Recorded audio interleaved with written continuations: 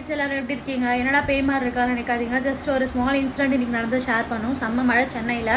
Just நானும் வீட்டுக்கு reach ஆனேன். காலைல அடித்த வெயிலுக்கு மழை வராதுன்னு ரெயின் கோட்டும் எடுத்துகிட்டு போகல.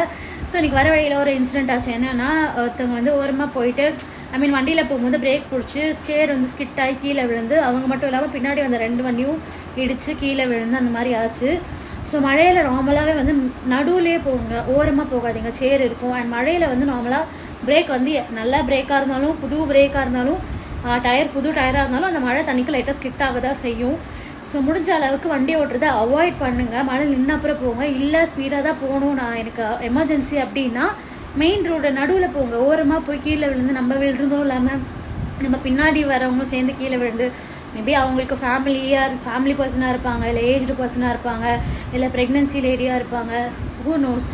ஸோ முடிஞ்ச அளவுக்கு அதெல்லாம் அவாய்ட் பண்ணி கொஞ்சம் பார்த்து வண்டி ஓட்டுங்க. நம்மளோட சேஃப்டி எவ்வளோ முக்கியமோ நம்மளால் மற்றவங்களுக்கு எதுவும் ஆகக்கூடாதுன்றதும் முக்கியமாக மைண்டில் வச்சுக்கோங்க. I just want to share this. And வழக்கம் போல் சென்னையில் வந்து எப்போ மழை வரும் எப்போ வெயில் அடிக்கும்னே தெரியாத அளவுக்கு தான் இப்போ திரும்ப ஆயிடுச்சு. நேச்சர் டிசாஸ்டர் நிறைய நடந்துகிட்ருக்கு. ஸோ முடிஞ்ச அளவுக்கு எல்லோரும் சேஃபாக இருங்க. ஹெல்மெட் கண்டிப்பாக வேர் பண்ணிக்கோங்க. மழையில் ரெயின் கோட் போட்டு போங்க. அண்ட் அனதர் திங், மழையில் 2 வீலர் முடிஞ்ச அளவுக்கு அவாய்ட் பண்ணுங்கள். 2 வீலர்னால் இல்லை, டிரைவிங்கை முடிஞ்ச அளவுக்கு அவாய்ட் பண்ணுங்கள். தேங்க்யூ.